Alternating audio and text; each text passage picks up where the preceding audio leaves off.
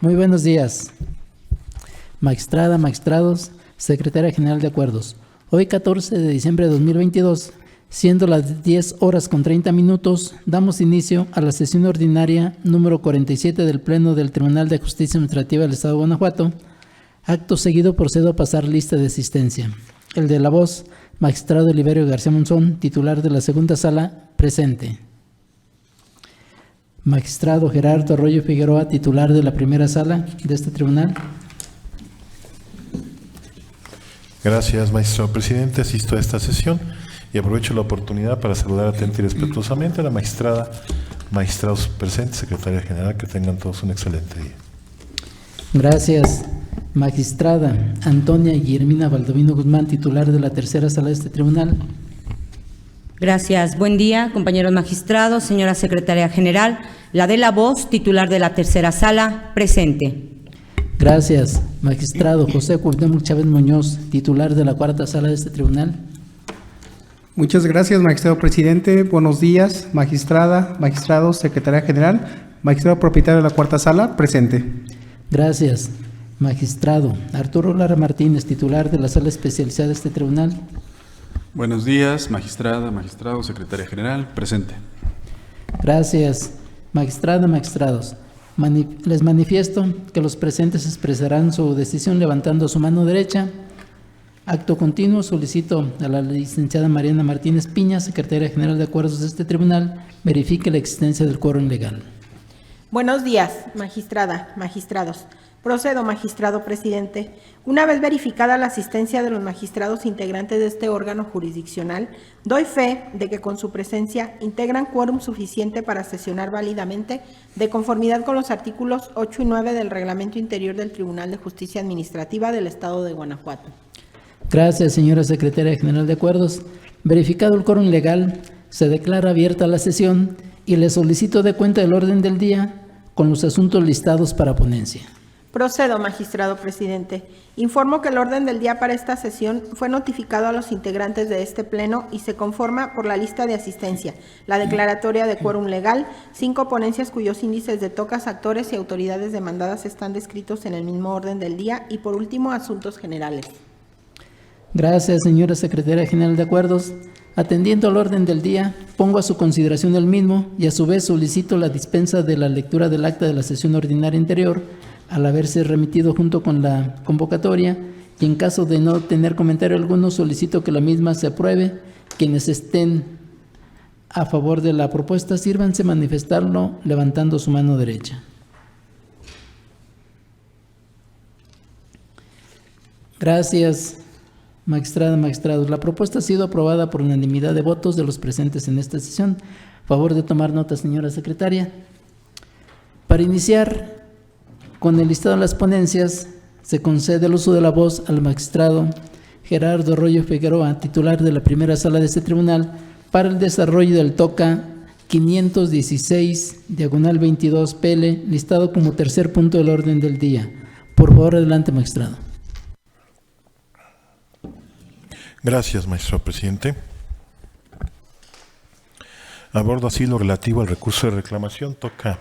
516/22, interpuesto por el director de licitaciones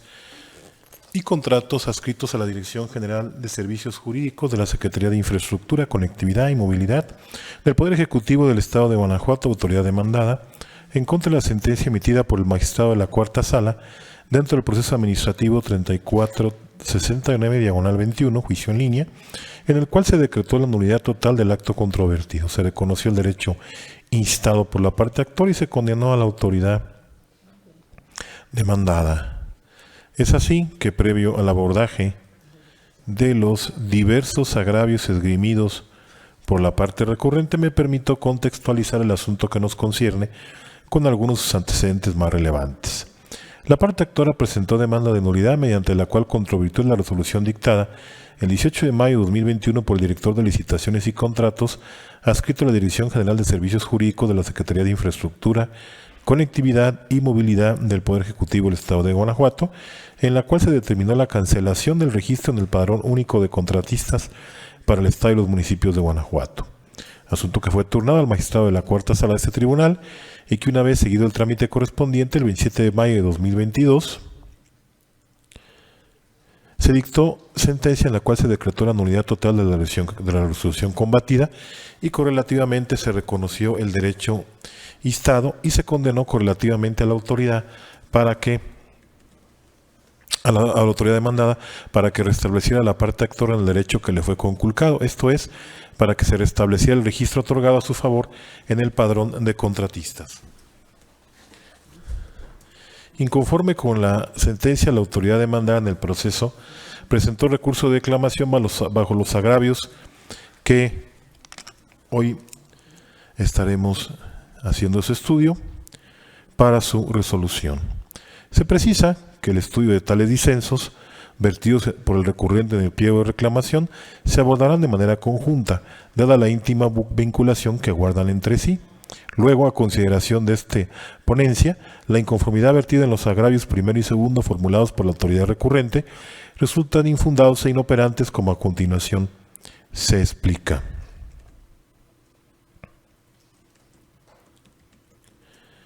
En el fallo recurrido, como ya fue señalado, se decretó la nulidad total de la resolución impugnada en atención a que la Sala constató que la resolución controvertida se encontraba indebidamente fundada y motivada, toda vez que la autoridad demandada no precisó de manera clara los motivos, razones o circunstancias que se tuvieron en consideración para la autoridad inferir que la conducta atribuida se realizó por medio de sugestión o artificio para inducir a la autoridad al error. La autoridad demandada no acreditó fehacientemente la conducta dolosa de la parte actora, más aún que dicha calificativa es parte del tipo previsto por el artículo 38, fracción primera de la Ley de Obra Pública y Servicios relacionados con la misma para el Estado y los municipios de Guanajuato. La autoridad demandada no puntualizó si la conducta atribuida a la parte actora consistía en la presentación de información o documentación que resultó falsa para su inscripción, o bien si actuó con dolo o mala fe y si dicha actuación se efectuó dentro de una licitación o en la ejecución de una obra, conforme lo previsto en el antes mencionado numeral. Por otro lado, la autoridad demandada no transcribió la parte correspondiente de la norma que le resultaba reprochable al incoado, con la finalidad de especificar con claridad, certeza y precisión la comisión de la conducta infractora. Ello máxime que el artículo 38, fracción primera de la Ley de Obra Pública y Servicios relacionados con la misma para el Estado y los municipios de Guanajuato constituye una norma compleja. La autoridad demandada formuló su imputación de manera imprecisa, esto es, de manera detallada y puntual, omitiendo establecer los elementos de la conducta que se le reclamaba al actor, lo que imposibilitó su adecuada defensa. La autoridad demandada no señaló con claridad la imputación formulada desde el acuerdo de inicio del procedimiento, lo cual provocó que el incoado estuviera impedido para demostrar o justificar en su caso la existencia o inexistencia de la conducta reprochada, y la autoridad demandada transgredió el principio de tipicidad aplicable en materia de procedimientos administrativos sancionatorios, pues la autoridad omitió establecer desde el acuerdo de inicio del procedimiento la porción normativa que se actualizaba respecto al artículo 38, fracción primera de la Ley de Obra Pública y Servicios relacionados con la misma, para el Estado y los municipios de Guanajuato, con motivo de la conducta imputada a la parte actora. Ahora bien, en relación con el reclamo formulado por la autoridad recurrente, consistente en que fue demostrado de manera fundada y motivada que la parte actora incurrió en una causal de cancelación del registro otorgado a su favor en el padrón de contratistas, se considera que el mismo resulta desacertado. Ello, pues con independencia de la autenticidad o veracidad del documento denominado Opinión del cumplimiento de obligaciones fiscales, que fue presentado por la parte actora dentro del procedimiento de licitación simplificada, se verifica que la autoridad demandada, al momento de resolver el procedimiento iniciado en contra de la parte actora, se encontraba obligada a fundar y motivar debidamente su decisión y respetar el principio de tipicidad, de modo que ambas exigencias proscriben de manera conjunta que si una disposición legal establece una conducta que en caso de actualizarse genera responsabilidad administrativa, tal actuar debe encuadrar exactamente en la hipótesis normativa previamente establecida, sin que sea lícito ampliar esta por analogía ni por mayoría de razón. Dicho en otras palabras, el sujeto a procedimiento no podrá ser sancionado a menos que despliegue una conducta que actualice plenamente la hipótesis contenida en la norma. Sin embargo, y en congruencia con lo expuesto en el fallo recurrido, se considera que la autoridad demandada no fundó ni motivó adecuadamente su decisión a la luz del principio de tipicidad, con el propósito de concluir con certeza y sin duda alguna que la parte actora configuró de manera plena los extremos de la infracción que le fue atribuida. Ello, pues si bien en los considerandos tercero y cuarto se expuso que el documento identificado como opinión del cumplimiento de obligaciones fiscales contiene información falsa,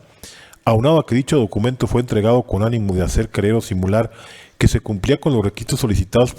dentro del procedimiento de licitación, lo cierto es que la autoridad demandada no estableció con claridad cuál de los supuestos contenidos en la fracción primera del artículo 38 de la Ley de Obra Pública y servicios relacionados con la misma por el Estado y los municipios de Guanajuato se atribuía a la parte actora, a saber, que hubiera proporcionado información o documentos que resultaran falsos para la inscripción, que hubiera actuado con dolo o mala fe en una licitación o ejecución de obra, o bien ambos supuestos. Lo anterior resulta relevante, pues tal y como fue indicado por la Sala, la conducta reprochada al incuado en el acuerdo de inicio del procedimiento consistía específicamente en actuar con dolo o mala fe en una licitación, pero al momento de emitir la resolución que puso fin al procedimiento, se aprecia que la autoridad extendió la imputación inicial, abarcando también el supuesto correspondiente a la presentación de un documento falso, lo cual denota no solo incongruencia en la materia de la acusación, sino también que se dejó al incuado en estado de incertidumbre sobre cuál supuesto específico era el que verdaderamente se le reprochaba en relación con los hechos atribuidos, lo que en el caso obstaculizó su posibilidad de esgrimir adecuadamente la defensa de sus intereses y derechos. Además, no se soslaya que en la resolución controvertida se resolvió de forma genérica que la parte actora actuó con dolo en la licitación. No obstante, era de vital importancia que en estricto apego al principio de tipicidad, la autoridad fijara primeramente el alcance de dicho concepto y posteriormente procediera a explicar de qué manera se encontraba acreditado tal extremo en el caso en concreto, absteniéndose de realizar inferencias o suposiciones generales y abstractas, sino que por el contrario, al tratarse el dolo de un aspecto de carácter subjetivo relacionado con la conciencia y voluntad de la persona para realizar alguna infracción o ilícito, entonces debían exponerse debida y suficientemente los motivos por los cuales se consideraba que se configuraba dicho aspecto volitivo, al tenor del escenario fáctico planteado y conforme a los extremos previstos en el supuesto establecido por el artículo 38, fracción primera de la Ley de Obra Pública multicitada. Ello, sin que resulte admisible que en el presente recurso la autoridad pretenda reiterar lo expuesto en su contestación de demanda y que omitió explicar en la resolución impugnada, relacionado con la presumible configuración del dolo, así como los motivos y razones bajo los cuales se justifica su actualización en el caso en concreto. Por tanto, se estima acertada la conclusión asumida por la Sala consistente en que la resolución impugnada se encontraba indebidamente fundada y motivada, aunado a que en esta no se cumplió con el principio de tipicidad que debe colmar la imposición de toda sanción, para efecto de llevar a cabo concretamente el encuadramiento de los hechos constatados en el supuesto legal aplicable y conforme a los extremos de la acusación formulada desde el acuerdo de inicio del procedimiento. Por otra parte, en relación con la inconformidad esgrimida por la autoridad recurrente, al señalar que la sentencia recurrida se resolvió con ligereza el asunto en análisis, ya que la Sala se apoyó en un proyecto de sentencia que no guarda relación con el caso en estudio, se considera inoperante. Se explica ello. Carece de congruencia con la materia de la controversia situada, refiere la autoridad, ya que el acto impugnado no lo constituye una infracción diversa a la establecida en la Ley de Obra Pública. Sin embargo, no arguye más consideraciones o argumentativas al respecto, de ahí lo inoperante del agravio. Sin embargo, se considera que el disenso formulado es inoperante también porque cualquier hierro cometido no es suficiente para modificar o revocar el sentido de la decisión asumida por la Sala, en atención a que un error mecanográfico que fue visibilizado por la autoridad recurrente acontece sobre una cuestión accidental consistente en la explicación del concepto de motivación y no así sobre algún razonamiento dirigido a esclarecer el fondo de la controversia o bien sobre alguna cuestión que trascienda en el sentido de la decisión, por lo cual se estima como ineficaz el reclamo en estudio. En consecuencia, ante el infundado e inoperante de los dos agravios formulados por la autoridad recurrente, lo procedente es confirmar la sentencia debatida. Es tanto, magistrado presidente. Gracias, magistrado Gerardo Arroyo Figueroa. Magistradas, magistrados, ¿tienen alguna observación sobre la ponencia expuesta? No existiendo ninguna intervención, se somete a votación de este honorable pleno la ponencia analizada. Y en caso de estar de acuerdo con sus sentidos, sírvanse manifestarlo levantando su mano derecha. Gracias. La ponencia del TOCA 516/22 PL fue aprobada por unanimidad de votos de la magistrada y los magistrados presentes en esta sesión. Por favor, sírvase tomar nota, señora secretaria.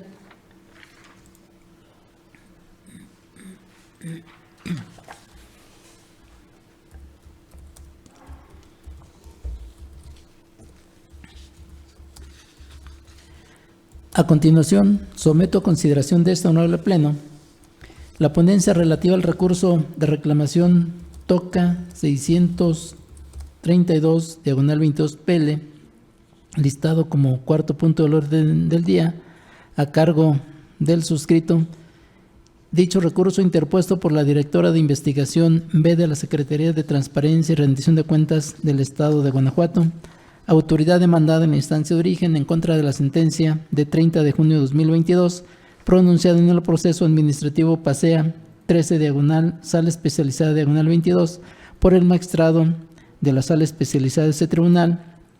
en la que se declaró la nulidad total de la resolución impugnada. Para mejor comprensión del asunto que nos ocupa, este pleno considera conveniente precisar los siguientes antecedentes. Primero, en el proceso administrativo de origen, la parte actora impugnó la resolución de fecha 15 de julio de 2021, emitida por el director de investigación B de la Secretaría de Transparencia y Rendición de Cuentas del Estado de Guanajuato, en la cual se le aplicó una sanción de suspensión por 3 días. Segundo, en el considerando cuarto de la sentencia recurrida se decretó la nulidad de la resolución impugnada.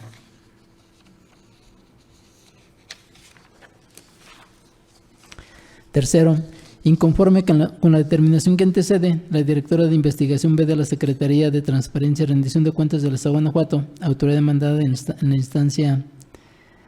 de origen, interpuso el recurso de reclamación que se resuelve. En el único concepto de agravio, la parte inconforme en esencia señaló que la sentencia recurrida es ilegal, ya que es aplicable a la ley abrogada de responsabilidades administrativas de los servidores públicos del Estado de Guanajuato y sus municipios, dado que la vigencia de la Ley de Responsabilidades Administrativas para el Estado de Guanajuato entró en vigor el 19 de julio de 2017, mientras que el procedimiento de responsabilidad administrativa de mérito se encuentran actuaciones emitidas con anterioridad a dicha fecha,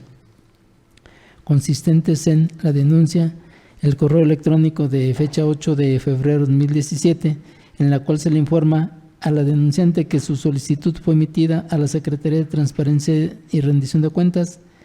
los oficios emitidos el 14 de febrero de 2017 por el director del Hospital General de Silao y el 19 de julio de 2017 por el subcomisionado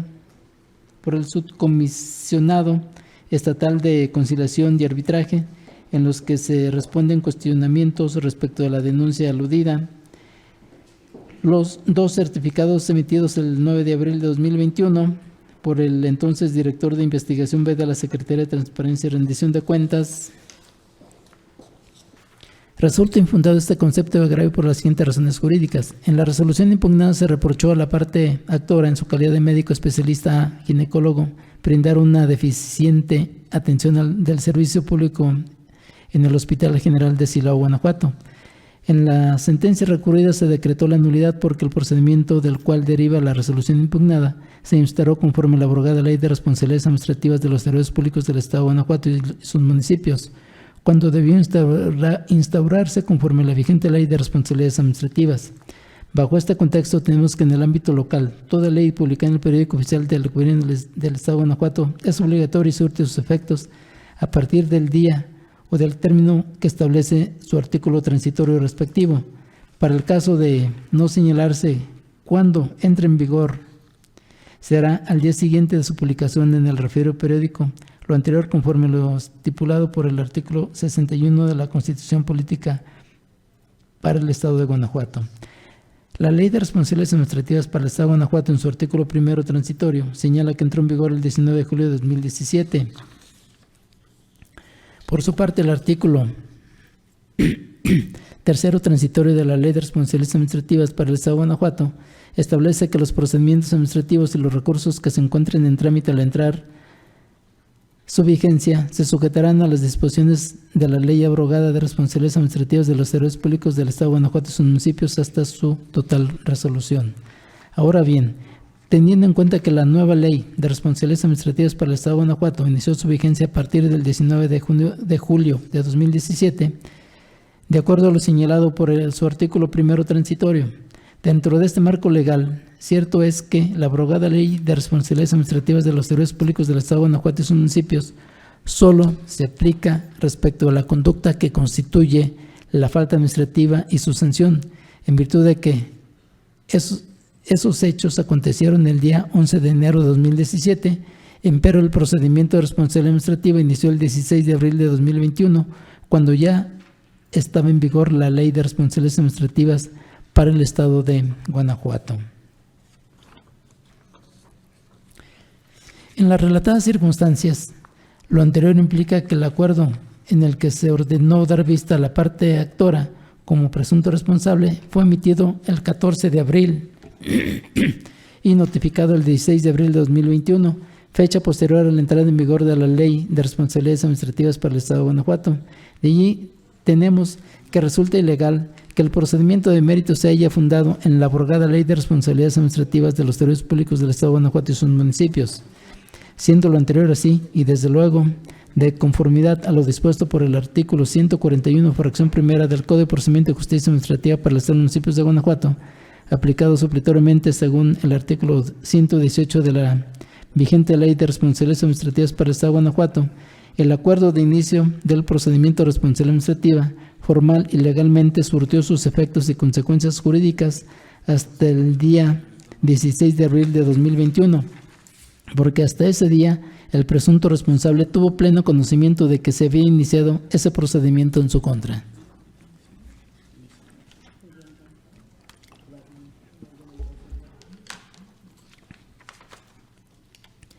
En estas condiciones, este tribunal en pleno estima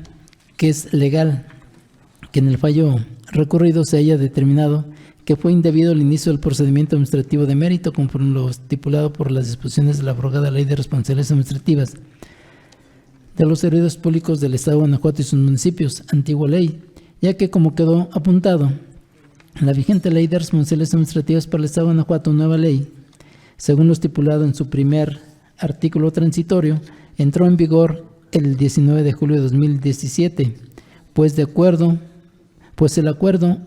en el que se ordenó dar vista al presunto responsable se le notificó hasta el 16 de abril del 2021. De esta manera tenemos que en el título segundo denominado del procedimiento de responsabilidad administrativa de la vigente Ley de Responsabilidades Administrativas para el Estado de Guanajuato, es la parte adjetiva que contempla las disposiciones jurídicas que regulan las etapas del procedimiento. En consecuencia, cuando se trata de disposiciones de carácter procesal adjetivo, por su naturaleza no producen efectos retroactivos. Por ende, estas normas procesales vigentes en el momento que inició el procedimiento de responsabilidad administrativa respectivo son las que lo rigen. Sobre el particular cabe mencionar lo relativo a la ultraactividad de la ley, en razón de que, por regla general, tiene aplicación en normas procesales y esta en materia disciplinaria es aplicable cuando los procedimientos de responsabilidad administrativa inician estando vigente la nueva ley, por lo que su trámite se regulará por sus disposiciones, mientras que los procedimientos que se encuentren iniciados en trámite al entrar en vigor la nueva ley se sujetarán a las disposiciones del ordenamiento jurídico abrogado. Esto dicho de forma diversa, los procedimientos de responsabilidad administrativa pendientes de resolver concluirán de acuerdo a lo señalado por las disposiciones de la abrogada Ley de Responsabilidades Administrativas de los servidores públicos del Estado de Guanajuato y sus municipios, tal como lo estipula el tercer artículo transitorio de la Ley de Responsabilidades Administrativas para el Estado de Guanajuato. En ese tenor, la ultraactividad de la ley opera cuando una ley es abrogada por una nueva, una norma adjetiva es derogada por otra, ya sea de forma expresa o tácita. Dicho precepto legal se vuelve inaplicable precisamente en el momento exacto que la nueva ley dice que entra en vigencia y que la anterior queda abrogada, y que existan procedimientos administrativos iniciados con apoyo en las disposiciones de la nueva ley por hechos o conductas acaecidas en la vigencia de la ley antigua, ya que los procedimientos iniciados antes de su vigencia y que están pendientes de resolver se concluirán con las disposiciones de la ley anterior. Así las cosas.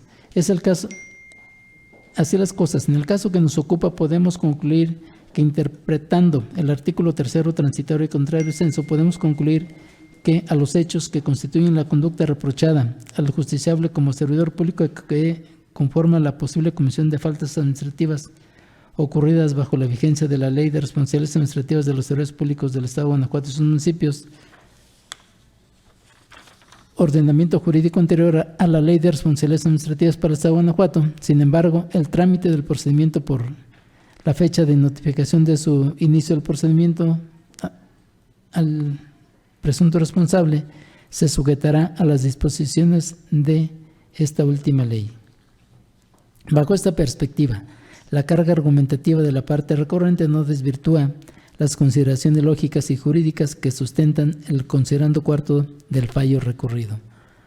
Por todo lo anterior, se propone a ese honorable Pleno confirmar la sentencia recurrida, lo anterior con fundamento en el artículo 311, segundo párrafo del Código de Procedimiento y Justicia Administrativa para el Estado y los municipios de Guanajuato.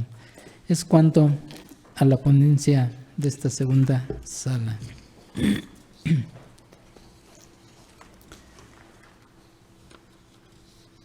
Magistrada, magistrados,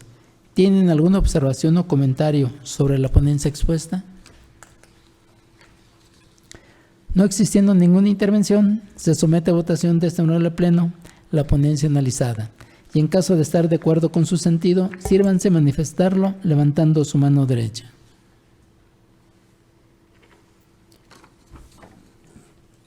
Gracias. La ponencia del TOCA 632/22 PL fue aprobada por unanimidad de votos de la magistrada y los magistrados presentes en esta sesión. Por favor, sírvase tomar nota, señora secretaria.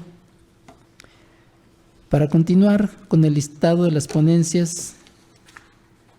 cedo el uso de la voz a la magistrada Antonia Guillermina Valdomino Guzmán, titular de la tercera sala de este tribunal, para el desarrollo del TOCA 566/22 PL, listado como quinto punto del orden del día. Por favor, adelante, magistrada. Gracias, magistrado presidente. Reitero mis saludos a mis compañeros magistrados y a la señora secretaria general. Esta tercera sala somete a su consideración el proyecto de resolución del recurso de reclamación TOCA 566/22 en su modalidad de juicio en línea, interpuesto por un supervisor de obra, el director general de construcción, el director de asuntos jurídicos y el director general de asuntos jurídicos, todas estas autoridades adscritas a la Secretaría de Infraestructura, Conectividad y Movilidad del Estado, en contra de la sentencia dictada por el magistrado de la Sala Especializada dentro del proceso administrativo 1826/2020 y su acumulado 49/2020. Para contextualizar las cuestiones jurídicas a dirimir en el recurso, se relatarán los antecedentes relevantes que se desprenden de las constancias del expediente de origen. Dos personas morales, a quienes para efecto de la exposición me referiré como empresa A y empresa B, participaron de manera conjunta dentro del procedimiento de una licitación pública. La proposición de las personas morales aludidas resultó ganadora, por lo cual suscribieron el contrato correspondiente con el Gobierno del Estado, representado en ese acto por el entonces secretario de Obra Pública del Estado. En una de las declaraciones del contrato referido, las empresas contratistas manifestaron que lo celebraban de manera conjunta, de acuerdo con el convenio de participación conjunta, en el que acordaron designar como representante común a la empresa A, representado por su apoderado Marco N. Debido a los retrasos y ajustes sobre el plazo de ejecución de los trabajos y diversas obras complementarias que se presentaron durante el desarrollo y ejecución del contrato, la parte contratista presentó diversos escritos, donde solicitó a la ahora Secretaría de Infraestructura, Conectividad y Movilidad del Estado la revisión de los costos de financiamiento y de los costos indirectos, así como la devolución de penas convencionales. En respuesta a tales solicitudes, diversas autoridades de la citada Secretaría desestimaron lo peticionado a través de los oficios 15/2020, 149-2020, 55/2020, 21/2020, 22/2020 y 164/2020. Inconforme con lo anterior, la empresa A, por conducto de su apoderado legal, Marco N., en ejercicio de la representación común que se otorgó, interpuso los recursos de revocación radicados con los expedientes números 1, 2, 3, 4, 5 y 6, todos de 2020. Por auto de 15 de junio de 2020, la Dirección General de Servicios Jurídicos de la Secretaría de Infraestructura, Conectividad y Movilidad del Estado desechó parcialmente el recurso de revocación 1/2020. En contra de esta determinación, la empresa A, por conducto de su apoderado legal, Jesús N., en ejercicio de la representación común que se le otorgó en el contrato, promovió ante este tribunal el proceso administrativo que se radicó con el número de expediente 40/2020, el cual se sobreselló porque el acto impugnado se había consumado de modo irreparable al haberse emitido el finiquito unilateral. Mediante resolución emitida el 3 de septiembre de 2020, la Dirección General de Servicios Jurídicos sobreselló los recursos de revocación. En contra de aquella determinación, la empresa A, por conducto de su apoderado legal, Jesús N., en ejercicio de la representación común que se le otorgó, promovió proceso administrativo ante este tribunal, el cual se radicó con el número de expediente 49/2020. El 20 de agosto de 2020 se emitió el finiquito unilateral del contrato, y en contra de este acto, la empresa A, por conducto de su apoderado legal, Jesús N., en ejercicio de la representación común que se le otorgó en dicho contrato, promovió proceso administrativo ante este tribunal, el cual se radicó con el número de expediente 1826/20. El 16 de julio de 2021 se ordenó acumular los autos del proceso 49/2020 al proceso 1826/2020. Seguido el trámite respectivo, la Sala dictó la sentencia en materia de este recurso de reclamación, en la cual arribó a las siguientes determinaciones. Precisó que solo se tendría como acto impugnado el finiquito unilateral del contrato. Sobreselló en el proceso respecto a la Directora General de Servicios Jurídicos de la Secretaría de Infraestructura, Conectividad y Movilidad del Estado, porque no tenía el carácter de autoridad demandada. Desestimó las causales de improcedencia que plantearon las autoridades demandadas y decretó la nulidad del finiquito impugnado para efecto de que se emite un nuevo de conformidad con determinados lineamientos. Ahora bien, en su expresión de agravios, las autoridades recurrentes alegan que la Sala desestimó incorrectamente la causal de improcedencia que planteó en cuanto a que Jesús N., quien suscribió las demandas de origen, carece de legitimación para instar en representación de la empresa B. Exponen que el contrato fue suscrito conjuntamente por las dos empresas. Sin embargo, alegan que se designó como representante común a la primera persona moral, únicamente a través de su apoderado Marco N., mas no por conducto de Jesús N. Además, las autoridades refieren que Jesús N. no cuenta con atribuciones para ostentarse procesalmente como representante de las personas morales, porque éstas omitieron notificar a la Secretaría de Infraestructura, Conectividad y Movilidad su nombramiento como nuevo representante legal, así como la revocación de la designación de Marco N. También señalan que la Sala reconoció la personalidad de Jesús N. sin considerar que los recursos de revocación fueron interpuestos por Marco N. como apoderado de la empresa A.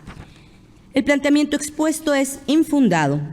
Las personas morales son resultado de una ficción jurídica, dado que no tienen existencia material o corpórea, como sí la tienen las personas físicas, lo cual implica que no puedan realizar actos jurídicos por sí mismas y que para ello requieran del actuar de personas físicas que ejercen las funciones de representación del ente moral. Esa representación puede derivar de un acto voluntario a través de los órganos con facultades para celebrar actos jurídicos que confieran a un tercero la posibilidad de realizar determinadas actuaciones, como otorgar un poder para determinados fines. o bien por disposición expresa de la ley, cuando una norma general establece el órgano específico a quien corresponde la representación del ente colectivo.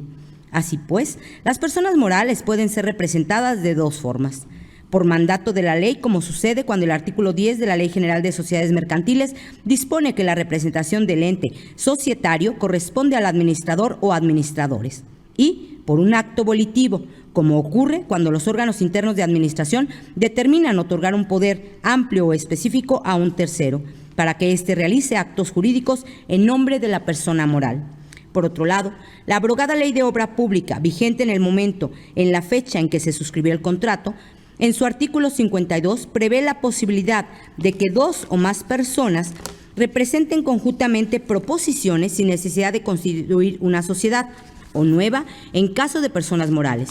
Dispone que cuando la proposición ganadora de la licitación haya sido presentada en forma conjunta, el contrato deberá ser firmado por el representante legal de cada una de las personas participantes en la proposición, a quienes se considerará, para efectos del procedimiento y del contrato, como responsables solidarios o mancomunados, según se establezca en el propio contrato, y deberá señalarse a uno de ellos como representante común. En este contexto, cuando dos personas morales o más hayan suscrito de manera conjunta un contrato de obra pública o servicios relacionados con esta, en términos de la normativa estatal de la materia, la persona moral que haya sido designada como representante común podrá promover proceso administrativo ante este tribunal en contra de las controversias relacionadas con dicho contrato, lo cual realizará por conducto de la persona física que ejerza las funciones de representación del ente moral. En el caso, la empresa A y la empresa B manifestaron al suscribir el contrato que lo celebraban de manera conjunta, de acuerdo con el convenio de participación conjunta, en el que acordaron designar como representante común a la empresa A, representado por Marco N. Sin embargo, la declaración anterior no implica que la empresa A solo puede ejercer esa representación común a través de Marco N, puesto que se hizo alusión a esa persona por ser quien compareció en representación de la persona moral. Pero ello de ningún modo impide que la empresa A actúe en ejercicio de esa representación común a través de la persona física, como en el caso lo hizo por conducto de Jesús N., quien suscribió las demandas de origen. Por tanto, Jesús N., como apoderado de la empresa A, se encuentra legitimado para suscribir las demandas de origen en ejercicio de la representación común que en el contrato se otorgó a dicha persona moral. En otro orden de ideas, las autoridades recurrentes exponen que no se valoró la prueba superveniente que ofreció, consistente en el original del escrito de 30 de junio de 2021 y sus anexos, suscrito por Manuel N., representante legal de la empresa B, presentado ante la Secretaría de Infraestructura, Conectividad y Movilidad del Estado. Refieren que con el citado escrito se demostró que con posterioridad a la contestación de demanda, la empresa B indicó a la empresa A que el mandato que le otorgó se limitó a la vigencia del contrato y que no comprendía ningún acto que pudiera haberse efectuado entre otras autoridades administrativas o judiciales de ninguna jurisdicción. Destacan que en dicho escrito, la empresa B solicitó a la empresa A le informara sobre el estatus actual del referido contrato y sobre todos los actos realizados en el desempeño de su mandato, así como que se abstuviera de realizar cualquier acto relacionado con el citado contrato sin el conocimiento y consentimiento previo del representante de la empresa B. El planteamiento expuesto, aunque resulta sustancialmente fundado, porque en efecto en el fallo recurrido no existe pronunciamiento alguno en torno a la prueba superveniente que refieren las autoridades, se torna inoperante, porque dicha prueba no variaría la decisión asumida por la Sala. Del análisis al escrito de 30 de junio de 2021 y sus anexos, suscrito por Manuel N., representante legal de la empresa B, no se desprende que esta persona moral haya revocado la representación común que otorgó a la empresa A respecto al contrato, ni que la desconozca de modo alguno. Únicamente se advierte que a través del escrito mencionado, la empresa B solicitó a la Secretaría de Infraestructura, Conectividad y Movilidad del Estado que le informara el estado que guarda el contrato y si en su concepto se ha producido algún acto de incumplimiento. Asimismo, le comunicó haber comunicado a la empresa A que se abstuviera de realizar cualquier acto relacionado con el contrato sin su conocimiento y consentimiento previos. Asimismo, de los anexos al escrito de 30 de junio de 2021, solo se advierte que la empresa B hizo saber a la empresa A su inconformidad por las omisiones en que supuestamente ha incurrido en el desempeño del mandato conferido. Le solicitó que le informara los actos que ha realizado, así como el estado actual del contrato, y que se abstuviera de realizar en su nombre cualquier acto relacionado con el contrato sin su conocimiento y consentimiento previos. Sin embargo, del análisis al escrito en cuestión, no se desprende que la empresa B haya revocado la representación común que acordó otorgar a la empresa A, ni que la desconozca de modo alguno.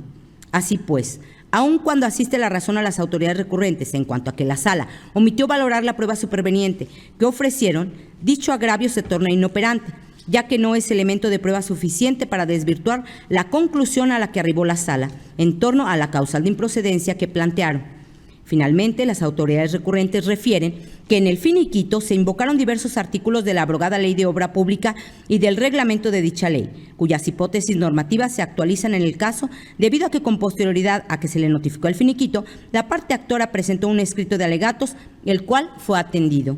Además, las autoridades sostienen que a través de los oficios 15/2020, 149-2020, 55/2020, 21/2020, 22/2020 y 164/2020, acreditaron que se dio respuesta a las solicitudes que realizó la parte actora, informándole de manera fundada y motivada el por qué no eran procedentes. Asimismo, las autoridades exponen que el finiquito es un documento en donde se hacen constar los créditos a favor y en contra que resulten para cada una de las partes, pero no existe la obligación de fundar y motivar cada uno de los conceptos. En ese tenor, señalan las autoridades que el finiquito impugnado cumple con los requisitos mencionados, porque se indican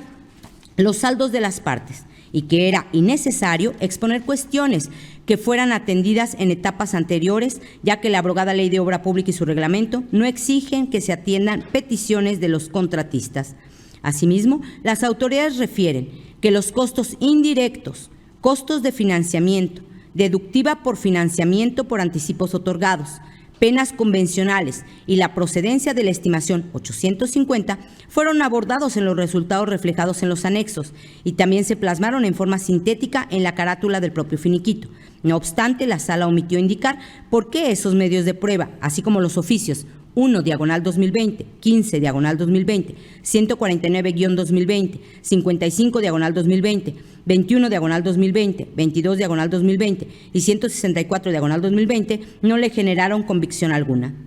Los argumentos expuestos son infundados. En primer lugar, el finiquito impugnado es una declaración unilateral de un ente público en ejercicio de la función administrativa, encaminada a producir efectos jurídicos frente al particular y a la autoridad misma. Es decir, un acto administrativo, y como tal debe cumplir con los elementos de validez de la debida fundamentación y motivación, aun cuando la ley de la materia expresamente no lo establezca. Así pues, como el finiquito es un balance donde se hacen constar los créditos a favor y en contra que resulten para cada una de las partes, entonces cada determinación que la autoridad establezca en perjuicio de la parte contratista deberá estar debidamente fundada y motivada. Desde esta perspectiva, no bastaba que los costos indirectos, costos de financiamiento, deductiva por financiamiento por anticipos otorgados, penas convencionales y la procedencia de la estimación 850 se mencionaran en los anexos, ni que se plasmaran en forma sintética en la carátula del propio finiquito, ya que era indispensable que se expusieran los fundamentos y motivos de la determinación asumida por las autoridades ahora recurrentes en relación con cada uno de esos conceptos. Por otro lado, la Sala sí justificó por qué los fundamentos y motivos expuestos en el finiquito no resultaban suficientes. Finalmente, la Sala no se pronunció sobre los oficios que refieren las autoridades recurrentes porque en el considerando segundo y tercero del fallo recurrido explicó que las decisiones del supervisor de obra en relación con las estimaciones y solicitudes que presente la contratista no constituyen actos administrativos definitivos, puesto que no se refleja la voluntad última de la administración pública. Se trata de actos de ejecución del contrato de obra pública que adquieren definitividad y en su caso son impugnables una vez que la autoridad, con o en su caso sin la intervención del contratista, los integre en el finiquito de la obra como parte del balance financiero de la obra y de la ejecución del contrato. También puntualizó que en la ejecución de un contrato de obra pública no existe una definitividad secuencial de los actos de cumplimiento que se integran entre la contratista y el ente contratante, de manera que las determinaciones de la autoridad correspondiente pueden tener efectos en el tiempo, como ocurre con las diferencias técnicas o numéricas que se trasladan a la siguiente estimación: el costo financiero de los trabajos ejecutados derivado de estimaciones pagadas fuera de plazo, las consecuencias de la presentación extemporánea de las estimaciones a cargo de la contratante, los pagos en exceso y los intereses que generen, entre otros aspectos, de manera que considerar que cada acto de ejecución es recurrible afecta el desarrollo eficiente de la obra pública e impide identificar con certeza la definitividad de los actos y sus efectos, provocando mayor inseguridad jurídica. Así pues, conforme a las razones expuestas en la sentencia recurrida, ante la falta de definitividad de las decisiones que se dictan dentro de la ejecución de un contrato en relación con las estimaciones y solicitudes que presente la parte contratista, se excluyeron de la litis de origen los argumentos expuestos en torno a los oficios que refieren las autoridades recurrentes, ya que al emitir el finiquito impugnado, las autoridades debieron vincular las respuestas emitidas a través de tales oficios. Por tanto, como resultado de la ineficacia de los agravios vertidos por las autoridades recurrentes, esta ponencia propone confirmar la sentencia dictada por la Sala Especializada. Gracias, magistrada Antonia Guillermina Baldovino Guzmán. Magistrada, magistrados, ¿tienen alguna observación o comentario sobre la ponencia expuesta? No existiendo ninguna intervención, se somete a votación de este honorable pleno la ponencia analizada. Y en caso de estar de acuerdo con su sentido, sírvanse manifestarlo levantando su mano derecha. Gracias. La ponencia del TOCA 566/22 PL fue aprobada por unanimidad de votos de la magistrada y los magistrados presentes en esta sesión. Por favor, sírvase tomar nota, señora secretaria. A continuación, cedo el uso de la voz al magistrado José Cuauhtémoc Chávez Muñoz, titular de la cuarta sala de este tribunal, para el desarrollo del TOCA 359/22 PL, listado como sexto punto del orden del día. Por favor, adelante, magistrado.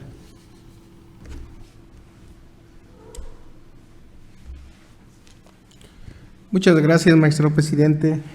Buenos días de nueva cuenta, magistrada, magistrado, secretaria general. Inicio con la ponencia correspondiente a la cuarta sala, refiriéndome así al TOCA 359/22 PL, juicio en línea, interpuesto por el presidente del Consejo Directivo y director de la Junta Municipal de Agua Potable y Alcantarillado del municipio de San Felipe, Guanajuato, parte demandada en la instancia de origen, en contra de la sentencia dictada por la magistrada de la tercera sala de ese tribunal, dentro del proceso administrativo 1776/21, en la cual se decretó la nulidad total de los actos impugnados. Les comparto algunos antecedentes procesales en el presente resumen. La parte actora promovió el proceso administrativo ante ese tribunal en contra del cobro contenido en 12 recibos, emitidos por la Junta Municipal de Agua Potable y Alcantarillado del municipio ya referido. La demanda, que por turno correspondió conocer a la tercera sala, se radicó con el número de expediente 1776/tercera sala/21. Tramitado el proceso, la sala dictó la sentencia correspondiente, en la cual decretó la nulidad total del acto, mediante el cual la autoridad demandada determinó al actor un adeudo, de acuerdo con la suma de los conceptos de, cita, servicio agua, servicio alcantarillado y servicio tratamiento de agua residual, que se reflejan en los recibos expedidos por la Junta Municipal referida. Explicó la ACUO que los hechos que motivaron el adeudo determinado al actor por los conceptos ya referidos no se realizaron, es decir, que el actor no ha utilizado los servicios de la Junta Municipal de Agua Potable de San Felipe, pues en este proceso se demostró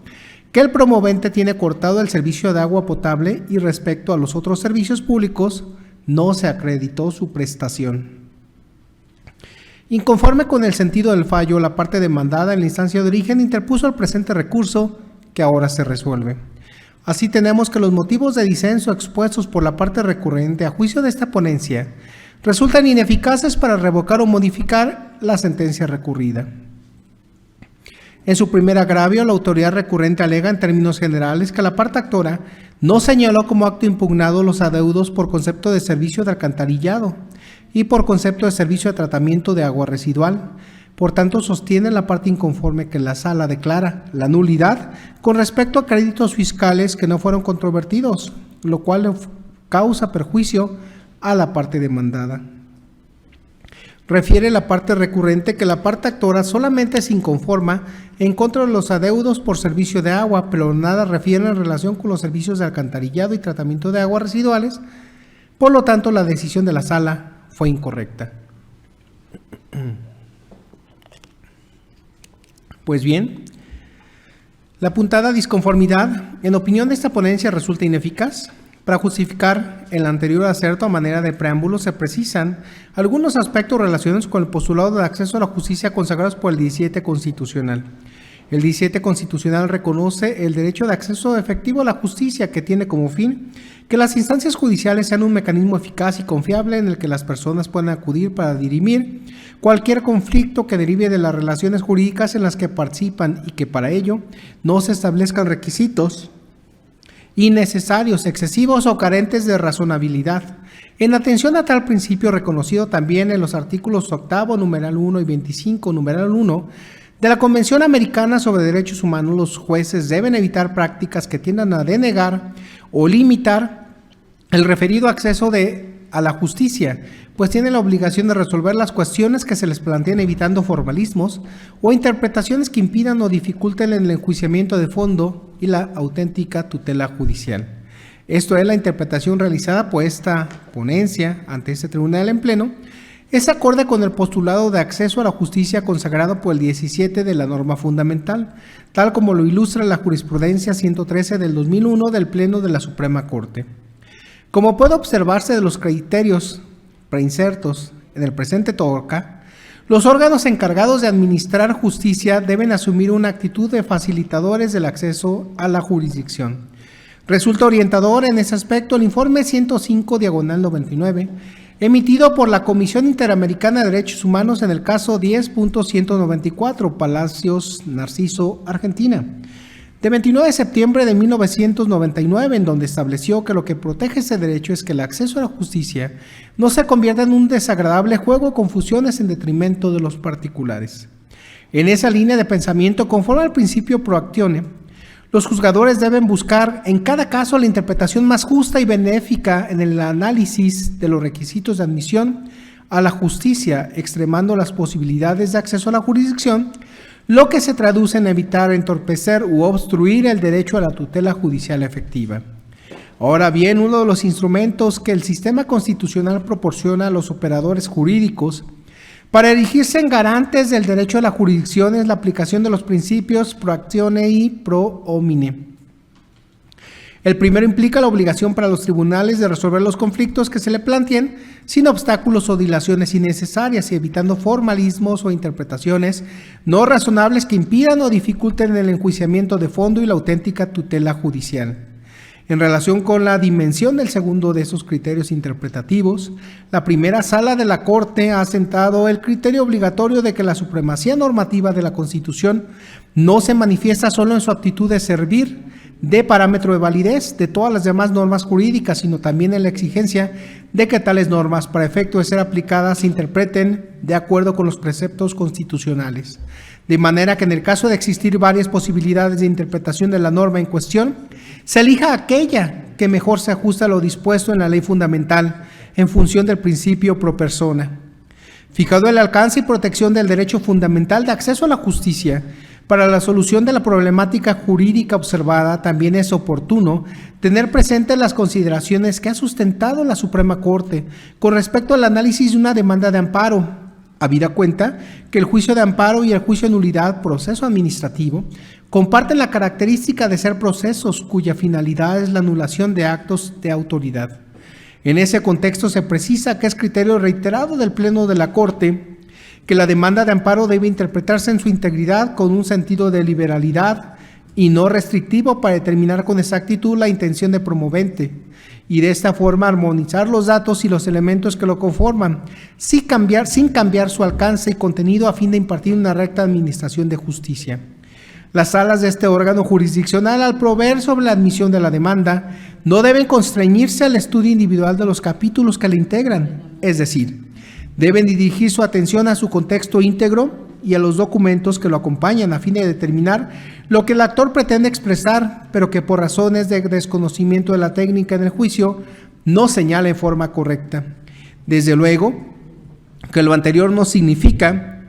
que las salas estén perfeccionando la demanda de nulidad en su contenido material, sino que la finalidad de esa labor estriba en armonizar los datos del documento en análisis para fijar un sentido que sea congruente con todos sus elementos, pero sobre todo es importante porque constituye el medio para entender la voluntad del actor y además permite respetar con mayor amplitud su derecho humano de acceso a la justicia previsto por el 17 constitucional. De un análisis integral de la demanda se puede apreciar que la intención de la parte actora no fue únicamente impugnar el adeudo por concepto de servicio de agua potable, sino también se impugnan los créditos fiscales, por concepto de los servicios de alcantarillado y tratamiento de aguas residuales, de ahí la ineficacia del agravio en estudio. Por otra parte, en el agravio segundo, la recurrente sostiene que la decisión de la magistrada resulta incorrecta, dado que en autos se encuentra plenamente acreditado que la actora cuenta con el servicio de drenaje, alcantarillado, y por ende cuenta con el de saneamiento de sus aguas residuales, tal como se acredita con el acta del 7 de septiembre del 2021, donde consta el desahogo de la prueba inspeccional ofrecida por la autoridad demandada. Pues bien, tal motivo de disenso a juicio de esta ponencia resulta de igual manera ineficaz.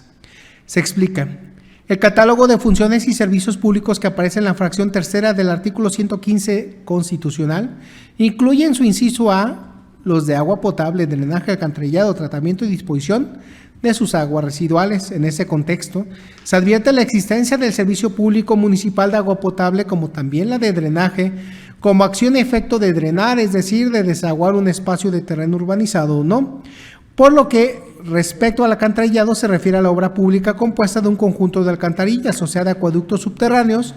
o sumideros destinados a recoger las aguas pluviales o inundadas o inmundas, y darles paso que sirve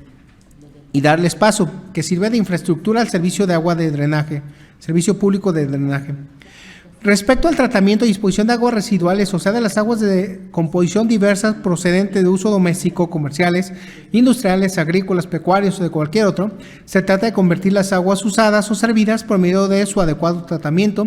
para satisfacer la necesidad específica del municipio de conservar y mantener en buen estado el césped de sus camellones, glorietas, parques y jardines mediante el riego con agua que pueda ser no potable, y en lo más alto interés público municipal, impulsar la cultura del ahorro y racional uso de agua, objetivo que se logra con el tratamiento de las aguas servidas y su aprovechamiento en el riego de las áreas verdes de la comunidad,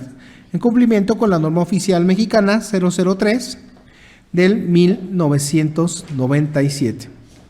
Ahora bien, normalmente dentro de los requisitos para el uso del servicio público de drenaje figuran los de presentar la solicitud correspondiente y precisan en ella la ubicación, localización del predio a través del cual se pretende acceder al servicio.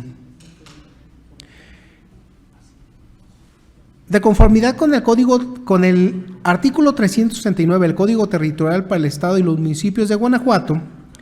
se prevé también que cuando se presta el servicio público de suministro de agua potable, pero si es el correspondiente a drenaje, tratamiento y disposición de aguas residuales, se establecerá una tarifa volumétrica o fija con la cual se determinará el monto a pagar. Asimismo, las reglas que rigen la distribución de las cargas probatorias en el proceso contencioso administrativo se contienen en los artículos 47 y 51 del Código de la materia. En términos del primero de los preceptos aludidos, los actos administrativos se presumen legales. Sin embargo, las autoridades administrativas deben probar los hechos que los motiven cuando el interesado los niegue lisa y llanamente, a menos que la negativa implique la afirmación de otro hecho. De conformidad con el último de los numerales citados, al que niega, solo le corresponde probar. Cuando la negativa envuelva la afirmación expresa de un hecho, se desconozca la presunción legal que tenga a su favor el colitigante y se desconozca la capacidad. Por tanto, esta ponencia ante este tribunal en pleno procede a determinar si la autoridad satisfizo dicha carga. Sin embargo, tal y como lo dijo la magistrada de la sala, de las constancias que obran en el proceso no se acreditó la prestación de los servicios de alcantarillado y tratamiento de aguas residuales, dado que la parte demandada no demostró la existencia de alguna solicitud de registro de descarga de aguas residuales, solicitud en que se requirieron los servicios, o al menos probar que existe un conducto que da salida a las aguas residuales en su parte comprendida desde el interior del predio o inmueble de la parte actora hasta su conexión con el conducto que da salida a las aguas pluviales y residuales en su parte comprendida entre el alineamiento del predio hasta con la conexión a la alcantarilla. No pasa inadvertido la existencia del acta del 7 de septiembre del 2021, donde consta el desahogo de la prueba inspeccional ofrecida por la autoridad demandada, empero, tal y como lo dijo la sala, de tal elemento probatorio únicamente se prueba que la actuaría de ese tribunal constató que al abrir una llave de un lavamanos, el medidor no registró movimiento alguno. Sin embargo, resultaba relevante que se demostrara con alguna prueba diversa que permite advertir que la toma o conexión del predio de la parte actora se encuentra debidamente conectada al alcantarillado sanitario municipal para su saneamiento, pues también ocurriría que existe un usuario que no tenga definido o identificado el sitio de la descarga. Asimismo, la parte recurrente en el recurso de estudio no señala la manera en que se lleva a cabo el servicio de tratamiento y disposición de aguas residuales, de ahí la ineficacia del agravio en estudio. Finalmente, en el agravio tercero, la parte recurrente sostiene que existe una violación en el proceso, dado que la magistrada le concedió al absorbente una tolerancia de 15 minutos para que llegara al desahogo de la prueba confesional, por lo que dicha prueba inició a las 12:15 y posteriormente le permitió entrar al desahogo de dicha prueba a las 12:22, momento en que se llegó al absorbente, con lo que evidentemente cometió violaciones al procedimiento, pues las normas aplicables al caso en concreto no establecen de ninguna manera que pueda darse en ningún caso tolerancia para que los absorbentes de una prueba lleguen a absorberla. Sin embargo, los documentos de la parte recurrente, aunque puedan resultar fundados, resultan inoperantes para modificar o revocar la sentencia recurrida. Lo anterior es así, pues, como la materia del recurso de reclamación en la sentencia, en la cual la sala decretó la nulidad de los actos impugnados, entonces la autoridad recurrente debía expresar los razonamientos tendentes a desvirtuar las consideraciones con base en las cuales se resolvió el problema jurídico planteado en la instancia de origen. En el agravio a juicio de esta ponencia resulta ineficaz, pues tal y como lo dijo la sala, el artículo 69 del Código de la materia establece que terminando el interrogatorio quien lo formuló puede articular oral y directamente en el mismo acto y previo permiso de la autoridad nuevas posiciones al absorbente. Sin embargo, como se asentó en la diligencia de la audiencia, se tuvo a la parte actora por no compareciendo en tiempo al desahogo de la prueba confesional, de ahí que no se llevó a cabo la prueba confesional de mérito, por lo que al no haberse iniciado con el interrogatorio, no se le puede dar oportunidad a formular nuevas posiciones. De esta manera, concluye esta magistratura que al resultar ineficaces los argumentos esgrimidos a manera de agravio por la autoridad inconforme, lo procedente a juicio de esta ponencia es confirmar la sentencia dictada por la tercera sala. Es todo, magistrado presidente. Muchas gracias, magistrada, magistrados, secretaria general. Gracias, magistrado José Cuauhtémoc Chávez Muñoz. Magistrada, magistrados, ¿tienen alguna observación o comentario sobre la ponencia expuesta? No existiendo ninguna intervención, se somete a votación de este honorable pleno la ponencia analizada. Y en caso de estar de acuerdo con su sentido, sírvanse a manifestarlo levantando su mano derecha. Gracias. La ponencia del TOCA 359/22 PL fue aprobada por unanimidad de votos de la magistrada y los magistrados presentes en esta sesión. Por favor, sírvase tomar nota, señora secretaria. Para finalizar con el listado de las ponencias, cedo el uso de la voz al magistrado Arturo Lara Martínez, titular de la sala especializada de este tribunal, para el desarrollo del TOCA 685/22 PL, listado como séptimo punto del orden del día. Por favor, adelante, magistrado. Gracias, presidente. Procedo en esos términos. Este TOCA 685/22 PL fue interpuesto por la parte actora en contra del acuerdo emitido el 20 de septiembre de 2022 por la segunda sala dentro del proceso administrativo número 4927/22. Los antecedentes del asunto son los siguientes. El 20 de septiembre de 2022, la segunda sala de este tribunal emitió acuerdo en el proceso administrativo 4927/22, tramitado en la modalidad de juicio en línea, donde, entre otros puntos, negó la suspensión solicitada por el actor a efecto de que se le devolviera la tarjeta de circulación. Inconforme con el acuerdo, el demandante interpuso recurso de reclamación que ahora se resuelve. El agravio que esgrimió el recurrente, donde arguye que se colmaron los supuestos necesarios para conceder la suspensión, es infundado, atentos a lo siguiente. La suspensión es la medida cautelar a través de la cual se ordena a las autoridades demandadas que detengan su actuación durante todo el tiempo que dure la sustanciación del proceso administrativo, hasta en tanto se resuelva en definitiva sobre la legalidad o ilegalidad de sus actos. La suspensión tiende a obrar hacia el futuro, pues su finalidad es mantener viva la materia del proceso y evitar al agraviado los perjuicios inherentes a la ejecución del acto. Empero, también la suspensión puede otorgarse, en su caso, con efectos restitutorios y así impedir un perjuicio irreparable al demandante. Para determinar sobre la procedencia de esta medida cautelar, la autoridad jurisdiccional debe tomar en consideración, entre otros elementos, los siguientes: que el acto impugnado sea susceptible de suspenderse y que quien solicite la suspensión sea titular de los derechos que desea proteger a través de la medida suspensiva. A continuación se realiza el análisis de esas condicionantes en el contexto de la litis de origen. Que el acto impugnado, de acuerdo con su naturaleza, sea susceptible de suspenderse en la especie, los efectos que genera el acto que se impugna si son susceptibles de suspenderse, ya que es físicamente posible que la autoridad demandada devuelva la tarjeta de circulación que retuvo a propósito de la infracción, que exista la solicitud del titular del derecho subjetivo que pueda afectarse si no se otorga la suspensión. Sin embargo, para otorgar la medida cautelar también es necesario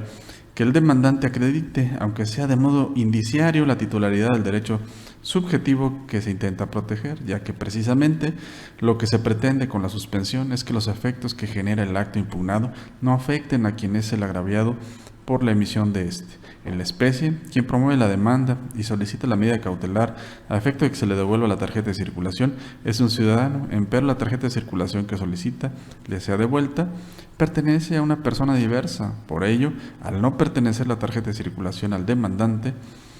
es decir, no es el titular de la misma, es que la sala actuó apegado a derecho cuando no concedió la suspensión para que se le devolviera la tarjeta de circulación que no le pertenece. De ahí lo infundado del agravio. Por lo tanto, se propone a este pleno confirmar el acuerdo recurrido. Gracias, magistrado Arturo Lara Martínez. Magistrados, ¿tienen alguna observación sobre la ponencia expuesta? No existiendo ninguna intervención, se somete a votación de este honorable pleno la ponencia analizada. Y en caso de estar de acuerdo con su sentido, sírvanse a manifestarlo levantando su mano derecha.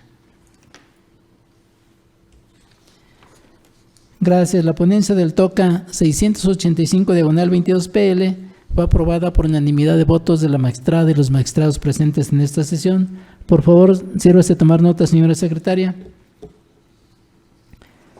A continuación, señora secretaria, le solicito dé cuenta de los asuntos generales.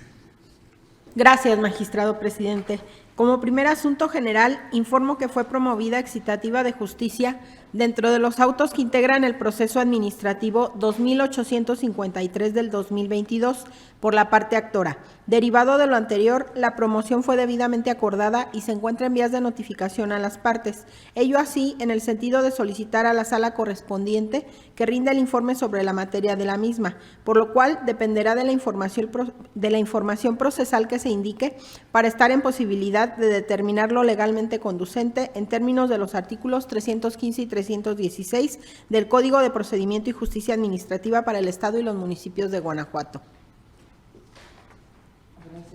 Gracias, señora secretaria general de acuerdos.